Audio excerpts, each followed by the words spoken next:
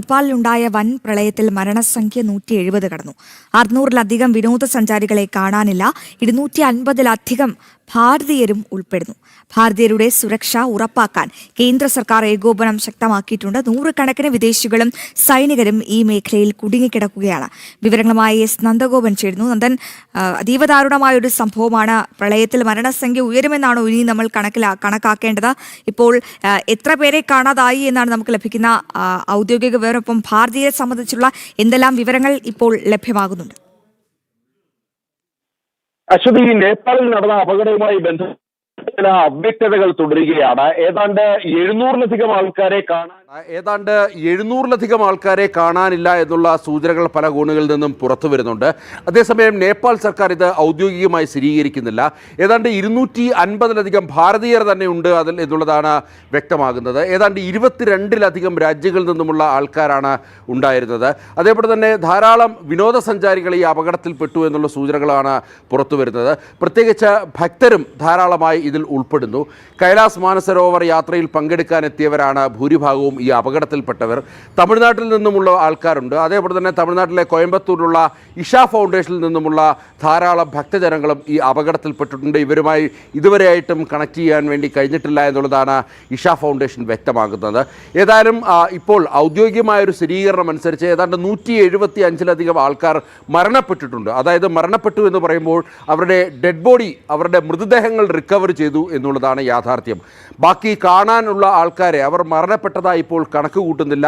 അവർക്കായുള്ള തെരച്ചിൽ ഊർജിതമായി തുടരുകയാണ്. ഏതാണ്ട് 700-ലധികം ആൾക്കാർ ഇത്തരത്തിൽ മിസ്സിംഗ് ആണ് എന്നുള്ളതാണ് സൂചനകൾ ലഭ്യമാകുന്നത്. ഏതായാലും ആകെ മൊത്തത്തിൽ നോക്കുമ്പോൾ ഒരു വലിയ സംഖ്യ തന്നെ ഉണ്ടാകും, അല്ലെങ്കിൽ മരണപ്പെട്ടവരുടെ എണ്ണം വലിയ രീതിയിൽ ഉയരുവാനുള്ള ഒരു സാധ്യതയാണ് നിലനിൽക്കുന്നത് എന്നുള്ളതാണ് മനസ്സിലാക്കേണ്ടിയിരിക്കുന്നത്. ഇതിനോടകം തന്നെ ഭാരതം മനുഷ്യസാധ്യമായിട്ടുള്ള എല്ലാ സഹായങ്ങളും ചെയ്യുമെന്ന് നേപ്പാൾ പ്രധാനമന്ത്രി അറിയിച്ചിട്ടുണ്ട്. പ്രധാനമന്ത്രി നരേന്ദ്രമോദിയും നേപ്പാൾ പ്രധാനമന്ത്രിയുമായി ഫോണിൽ സംസാരിച്ചിട്ടുണ്ട്.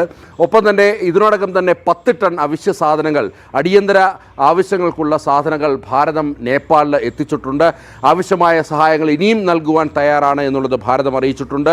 ഇതിനോടൊപ്പം തന്നെ ഉത്തർപ്രദേശ്, ബീഹാർ സംസ്ഥാനങ്ങളിൽ ജാഗ്രതാ നിർദ്ദേശം പുറപ്പെടുവിച്ചിട്ടുണ്ട്. ഈ പ്രളയജലം നദികളിലൂടെ ഈ മേഖലയിലേക്ക് കടന്നു വരുവാനുള്ള സാധ്യതയുണ്ട്. അതുകൊണ്ട് ഈ 2 സംസ്ഥാനങ്ങളിലെയും നദി തടങ്ങളിൽ താമസിക്കുന്നവർ ജാഗ്രത പുലർത്തണമെന്നുള്ള നിർദ്ദേശവും നൽകിയിട്ടുണ്ട്. ഏതായാലും കനത്ത ജാഗ്രത തന്നെയാണ് ഭാരതത്തിലും തുടരുന്നത്.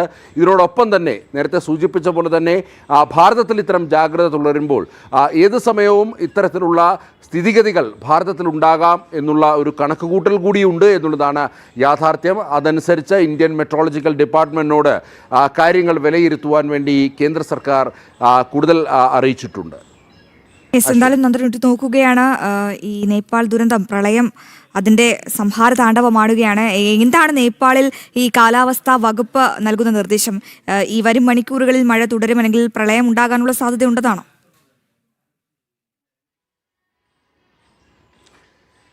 ആദ്യഘട്ടത്തിൽ, അതായത് നേപ്പാൾ വ്യക്തമാക്കുന്നത് റിക്ടർ സ്കെയിലിൽ 4.4 രേഖപ്പെടുത്തിയ ഒരു ഭൂചലനമാണ് ഈ സംഭവത്തിന് പിന്നിൽ എന്നുള്ളതാണ്.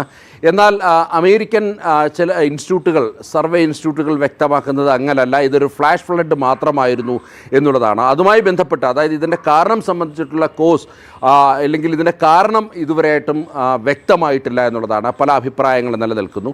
അതേസമയം നിലവിലിപ്പോൾ നേപ്പാളിൽ കാലാവസ്ഥ പ്രതികൂലമല്ല, അനുകൂലമായി നിൽക്കുന്നു എന്നുള്ളതാണ്. സെർച്ചിങ് ഓപ്പറേഷനൊക്കെ വളരെ നല്ല രീതിയിൽ തന്നെ മുന്നോട്ട് പോകുമെന്നുണ്ടെന്നാണെന്നാണ് പറയപ്പെടുന്നത്.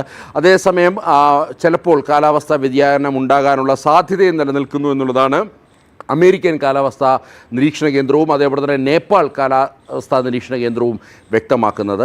ചൈനയും ഈ ടിബറ്റിലെ അല്ലെങ്കിൽ ഈ നേപ്പാളിലെ അതിർത്തി മേഖലയിലെ സാഹചര്യങ്ങൾ കൃത്യമായി ഉറ്റുനോക്കുന്നുണ്ട്. ചൈനീസ് സൈന്യവും ഇതുമായി ബന്ധപ്പെട്ട് രക്ഷാപ്രവർത്തനത്തിൽ ഏർപ്പെടുന്നുണ്ട്. അതുകൊണ്ട് തന്നെ ചൈനയും കൃത്യമായി തന്നെ ഈ കാലാവസ്ഥയും മറ്റും നിരീക്ഷിക്കുന്നുണ്ട്. നിലവിൽ അനുകൂലമായൊരു സാഹചര്യമാണ് നിലനിൽക്കുന്നത് എന്നുള്ളതാണ് കാലാവസ്ഥാ നിരീക്ഷണ കേന്ദ്രവും വ്യക്തമാക്കുന്നത്. അശ്വിൻ.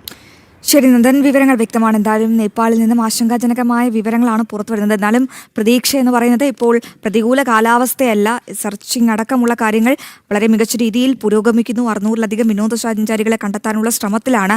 250-ലധികം ഭാരതീയരുണ്ട്. അതിൽ ഭാരതം കൃത്യമായ ഇടപെടൽ നടത്തിയിട്ടുണ്ട്. അവശ്യ സാധനങ്ങളടക്കം നേപ്പാളിൽ എത്തിച്ചിട്ടുണ്ട്. ഒപ്പം ഇവരുമായി നിരന്തരം ചർച്ച നടത്തുകയാണ്. ഭാരതീയരുടെ സുരക്ഷ ഉറപ്പാക്കാനുള്ള എല്ലാ ശ്രമങ്ങളും നരേന്ദ്രമോദി സർക്കാർ ഏകോപിപ്പിക്കുന്നുവെന്നാണ് എസ് നന്ദഗോപൻ നൽകുന്ന വിവരം.